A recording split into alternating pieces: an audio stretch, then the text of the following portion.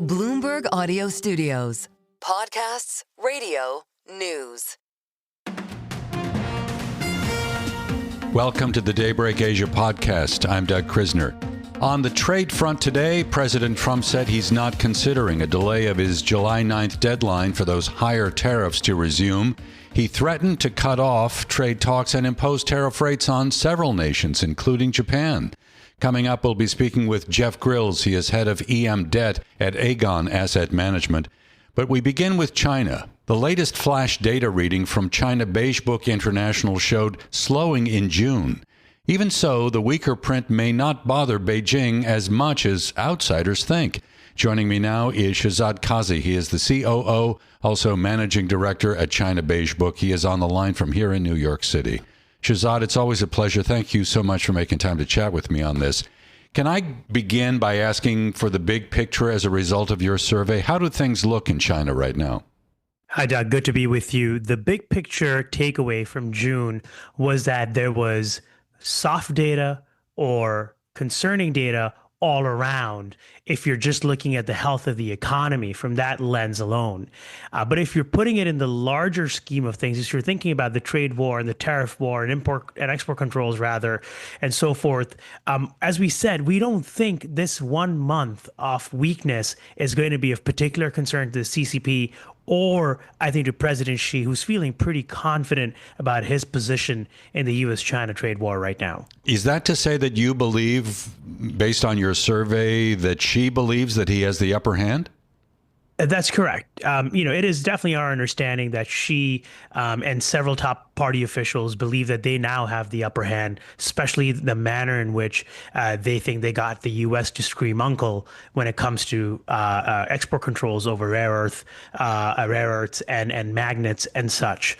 At the same time, I think they're probably thinking there's got to be another round of front loading that will eventually happen, and manufacturing may eventually benefit off of that. So all around, I think they feel like they're in a pretty strong position right now. So having said that, how does the manufacturing economy in China look right now? If you look at exports, where are they headed and what is particularly robust? So export orders right now have most certainly in China Beige Book data slowed down. If you look at especially orders directly from the U.S., they've remained in contraction territory. Not a huge surprise given the fact that, we had these sky-high tariff levels that were only brought down somewhat recently. And it's very likely that a lot of the exports to the U.S. eventually are coming through third-party countries from Southeast Asia. So that number may not look very, very strong for a while here. But right now, the manufacturing story is one of it being dull. The real question is, does this change come July, August? When do we see firms starting to buy directly from China again? When you and I have spoken in the past, a lot of the focus has been on the domestic demand story in China. What are you seeing?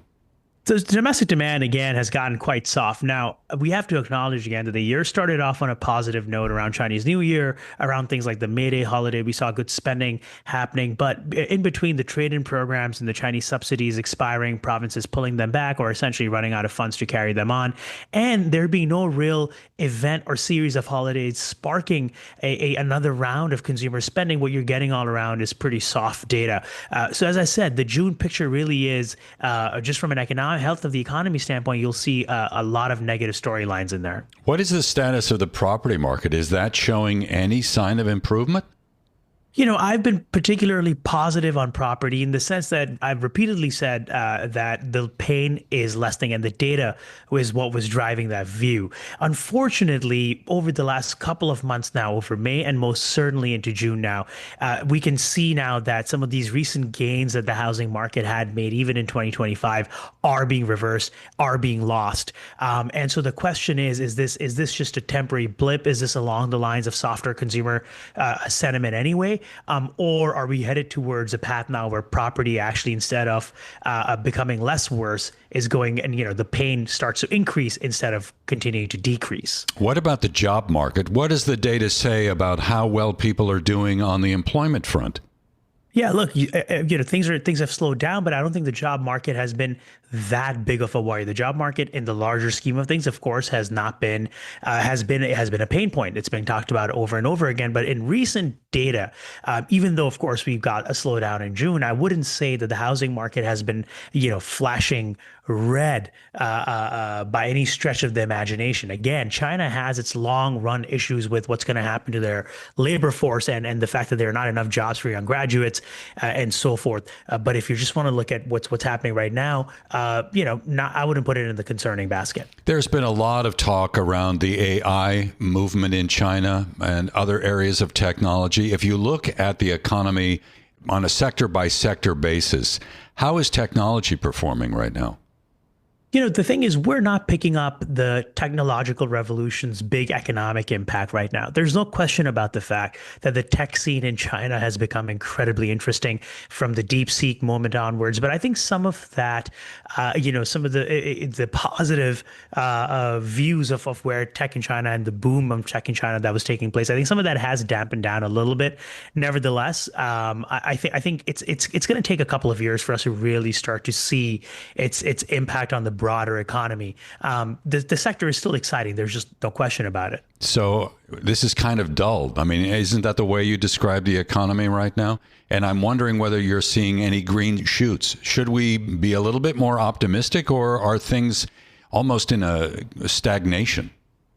I think what's going to happen is that as we get closer to the fall, unless something blows up on trade, we will probably get a boost on that export side.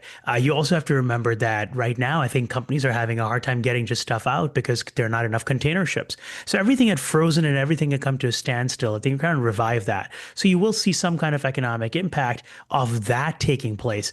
However, unless Beijing continues to ramp up stimulus. So the most exciting part, I would say right now, is the fact that you're seeing more fiscal activity than you have in recent years. And so if they continue doing policy easing on that front, they can get some mileage out of that. They are going to have to figure out a more sustainable way to juice the consumer side. Maybe they'll do some more trade-in programs. So are there reasons to be optimistic? Yes, absolutely. But at the same time, there's no big blockbuster, mega growth story coming out of China right now. And by the same token, there's no big disaster that's looming in 2025 either.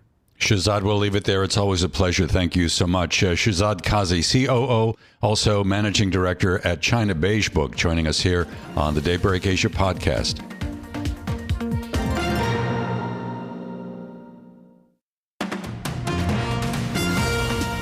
Welcome back to the Daybreak Asia podcast. I'm Doug Krisner. It was the first day of trading for the third quarter, so there may have been a bit of rotation in the equity market, from winners to losers, from growth to momentum. At the end of the day, stocks were mixed. The Dow was higher, but we had the S&P and the NASDAQ each slipping from record highs. Small caps outperformed. We had the Russell picking up 0.9%.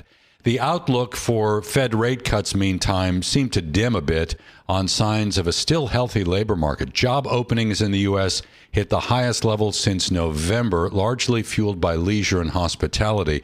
And at the same time, layoffs declined. We also heard from Fed Chair Jerome Powell. He reiterated his wait-and-see stance on rates, given the inflationary implications of those tariffs. Here is Powell speaking at the European Central Bank Forum in Sintra, Portugal. In effect, we went on hold when we saw the size of the tariffs and essentially all inflation forecasts for the United States went up materially as a consequence of the tariffs. Fed Chair Jerome Powell there. Joining me now for a closer look at market action is Jeff Grills. He is head of EM Debt at Aegon Asset Management. Jeff is on the line from Chicago. Thank you for making time to chat with me. Give me your sense of the predicament that the Fed is in right now. Well, I think the Fed is waiting to see what the ultimate impact of the tariffs will be and where we get post July 9th. Our view right now on the tariffs is that you have to remember they're generally a one-time adjustment, so we don't view them as being long-term inflationary. So I think the Fed is just trying to see how many adjustments, where are we going to go.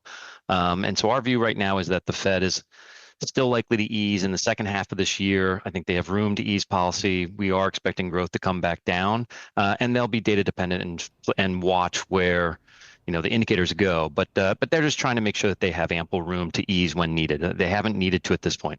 So that's the monetary side. Then we have to deal with the fiscal side, because today the Senate narrowly passed the president's tax and spending bill. Not a lot of movement in the bond market. I mean, yields did back up a bit, more so at the short end of the curve. How do you view the response, given the things that we're describing with the Fed and now this big, beautiful bill? How do you see what the Treasury market is telling us in that context? Well, you have seen the Treasury market steepen over the last couple of months. So where you have the short end, 2 years now pricing in around 380. The general view is that you have about 130 basis points overall being priced into Fed funds. And the long end is what has been a little bit more stubborn. So the 30-year has come in from that 5% level, but still stuck around 475, 480. And I think you'll see that long end probably stay a little bit elevated. This bill, estimates are anywhere from 2.7 to 3.3 trillion that it'll add over time. The big thing that's going to be interesting, I think, which bond markets will be watching, is where will growth go? Because if we can get better growth rates, then you don't have as much of a debt to GDP type problem. And the second piece is the tariff policy. I mean, keep in mind that 10% tariffs are on across the board.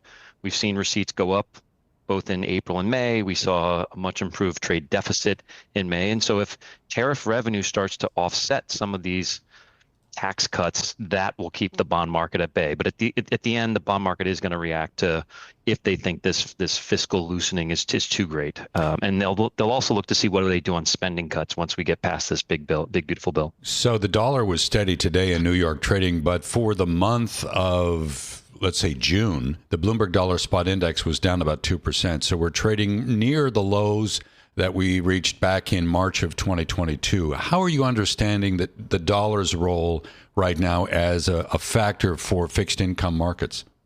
Well, I think secretly the Trump administration is somewhat happy to have a weaker dollar, right? I mean, the dollar has been pretty strong over the last, really almost 2 decades. And you could argue that the dollar is overvalued relative to most currencies. So having that weaker dollar starts to make the trade should cause an adjustment in the trade deficit. So I think the administration is fine with where the dollar is. We don't expect it to continue to weaken too much, but it will be on a gradually weakening path. I think that's something that's been set in motion as the tariffs, again, will remain in effect. We should see trade deficits come down. I think it's a natural reaction to see the dollar weaken, but I don't think that's necessarily going to be this dramatic. I mean, everybody's talking about massive shifts out of dollar, continued excessive weakness. I argue against that because people in other countries, Europe, that have asset allocations, they move 1 to 2 or 3% at a time. They don't move 10 to 20% at a time. So it'll be a gradual shift, and I expect the dollar to really have moved for the majority for this year, and then we'll just see a gradual weakening trend going forward. So that said, Jeff, how is it influencing your thinking when you look at offshore debt markets right now? Yeah, we've seen the continued rally in EM local markets, right? So many of these currencies are up anywhere from 5 to 15%. As we look at what policy has been done and where local rates are, we think EM local looks reasonably attractive. I mean, it's moved some, but places like Brazil, where you're still getting double-digit yields, 11, 12, 13% type yields, and even higher, that looks attractive. And we do expect that as growth starts to slow down in the second half of this year, just naturally, a lot of the stimulus that was being done, the tax cuts that have just been passed aren't really going to hit until 2026. So I think that creates this window for the second half of this year where we'll continue to see some easing of rates as likely global inflationary pressures continue to stay subdued. I mean, the tariff may have impact on U.S. inflation, but not really on anything else, especially in the emerging markets. But I think we can agree there is an elevated level of uncertainty, and I'm wondering how that then positions you across the curve. Where do you want to focus? Well, first, let's just address the uncertainty. I think the uncertainty lies mostly with China within the EM. And I think that's what Liberation Day was about, was targeting China to really try to correct what the administration and many economists have seen as a big imbalance. And beyond that, it's really European Union, UK, Japan. You don't hear much about EM as the major focus for trade deals, and I don't think you will. So I think this 10% tariff is pretty much likely to stay. Maybe there'll be somebody who gets announced. So I think that keeps EM at least in a better spot, right? So as far as curves, I mean, it's really about picking the right country. So again, I think Brazil can be a beneficiary of this. We think Latin America can generally be a beneficiary. So it'll be a combination of the currency appreciation, which I think you can get anywhere from 2 to 5% over the next 12 months, and then for those curves where rates are very high, we would go out to the 10-year and even longer parts of the curves to take advantage of the higher yields. So you mentioned a moment ago that in your view, the tariff story is basically a one-time event in terms of inflationary implications. How do you read the inflationary environment right now globally? Globally, I think for the most part, we are going to be okay. I mean, again, what typically happens focusing on my history in EM is as you get appreciation in the currencies of major economies, that tends to have a deflationary impact on those countries. So our view is that inflation will remain contained. We don't see a massive amount of inflation domestically in these economies. So I think that will remain well controlled, and we'll see central banks starting to ease policy again. I mean, keep in mind that they have been on most EM countries have been on hiking rates, which is counter to what we've seen in the developed markets. And I think they're going to start to be able to ease those rates now for the next 6, 12, 8 to 18 months. Overall, again, getting back to the tariffs, I don't think it's over, but we're going to see some trade deals. Somebody's going to be held out as an example. But in the end, we're expecting the tariff to be about 15 to maybe 18%, not the levels that we saw on Liberation Day back on April 2nd. All right. Good stuff. Jeff, we'll leave it there. Thank you so much. Jeff Grills is head of EM debt at Aegon Asset Management, on the line from Chicago here on the Daybreak Asia podcast. Thanks for listening to today's episode of the Bloomberg Daybreak Asia Edition podcast. Each weekday, we look at the stories shaping markets, finance, and geopolitics in the Asia Pacific. You can find us on Apple, Spotify, the Bloomberg Podcast YouTube channel, or anywhere else you listen. Join us again tomorrow for insight on the market moves from Hong Kong to Singapore and Australia. I'm Doug Krisner, and this is Bloomberg.